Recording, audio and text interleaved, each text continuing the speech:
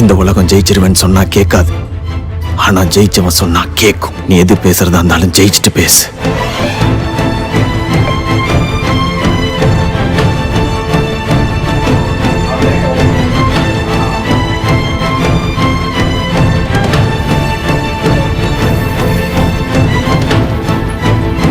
கூலி வேலை, வருமானத்துக்கே கஷ்டம், 2 பிள்ளைகளை பெத்தாச்சு, உங்களுக்கு பாடி பில்டிங்லாம் தேவையான ஊரே 1000 பேசினாலும் சைக்கிளில் சென்று கனவுகளை எட்டி பிடித்து சாதிக்க துடிக்கும் வீரமங்கை. இந்த பாடி பில்டிங் துறையில ஏதாவது சாதிக்கணும் அப்படின்ட்டு ஜிம்முக்கு போயிருக்கிறேன். கூலி வேலை செய்யறேன், மேஸ்திரி வேலை, வீட்டு வேலை, பூ கட்டுற வேலை, இந்த மாதிரி எந்த வேலை கிடைக்குதோ அந்த வேலை செஞ்சுன்னு இருக்கேன். 2 பசங்களை வச்சு ரொம்ப கஷ்டப்படுறேன். வாடகை வீட்டில் தான் வசிக்கிறேன். இது வரைக்கும் எந்த ஒரு சப்போர்ட் இல்லை. கணவர் அவர் இறந்து ஒரு 7 வருஷம் ஆகுது. அவர் இல்லாமல் நான் தனி ஒரு பொண்ணாக இருந்து தான் 2 பசங்களையும் படிக்க வச்சுன்னு இந்த ஃபீல்ட்லேயும் சாதிச்சுன்னு ஒர்க்கும் போயின்னு இருக்கேன். கண்டிப்பாக நான் இந்தியாவுக்காக நான் பெருமை சேர்த்துருவேன். கவர்மெண்ட் தானே ஹெல்ப் பண்ணால் எனக்கு யூஸ்ஃபுல்லாக இருக்கும். யார் இந்த சங்கீதா? இந்த ஒரு ஏழை பெண்மணி பார்த்தீங்கன்னா ஃபர்ஸ்ட் டைம் என்கிட்ட வரும்போது நான் பாடி பில்டிங் பண்ணி என்கிட்ட சொல்லும் போது நான் சிரிச்சேன். நான் என்ன மணியெல்லாம் பாடி பில்டிங் எப்படிமா பண்ண முடியும் அப்படின்னு சொல்லிட்டு ஒரு மாதம் 2 மாதம் கண்டினியூ வந்து ஒர்க் அவுட் பண்ணாங்க.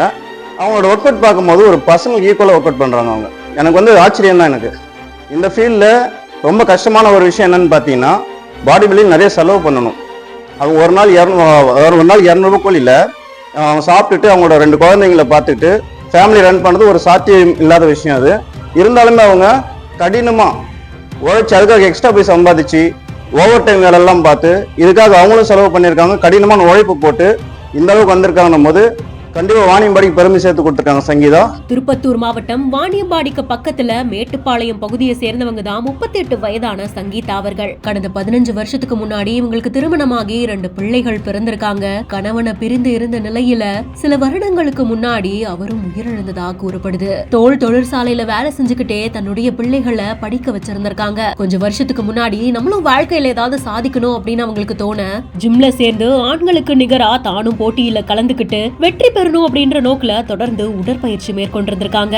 ஜிம் மாஸ்டர் கட்டணம் இல்லாம இவங்களுக்கு பயிற்சி வழங்க வீட்டு உரிமையாளரும் உதவி செஞ்சிருந்திருக்காங்களாம். 12வது 10வது படிக்கிற 2 பசங்க இருக்காங்க. அவங்களுக்கான செலவு ஏராளமா இருக்கு. பேசிக்கான செலவுகள் நிறைய இருக்கு. பாடி பில்டிங்கும் சாதாரணமான விஷயம் கிடையாது. பயிற்சி வழங்குறதுக்கு ஒருத்தர் உதவி செஞ்சாலும் அதற்கான சரியான ஊட்டச்சத்துக்களை எடுத்துக்கிறதுக்கு செலவு செஞ்சுதானே ஆகணும். அப்படின்றதுனால பண வசதி இல்லாம சிரமத்துக்குள்ளாகி இருக்காங்க. ஏராளமான போட்டிகள்ல வெற்றி பெற்று பதக்கங்களை குவித்த இந்த பெண்மணிக்கு அரசு கிட்ட இருந்தும் ஏதாவது உதவி கிடைச்சா நல்லா இருக்குங்கிற மாதிரியான கோரிக்கையும் முன்வைக்கப்பட்டிருக்கு. இந்த இன்ஸ்பைரிங்கான ஸ்டோரி பத்தினா உங்களுடைய கருத்துக்களை கமெண்ட் செக்ஷன்ல சொல்லுங்க. மேலும் செய்திகளுக்கு பிஹைண்ட் நோட்ஸை ஃபாலோ பண்ணிக்கோங்க.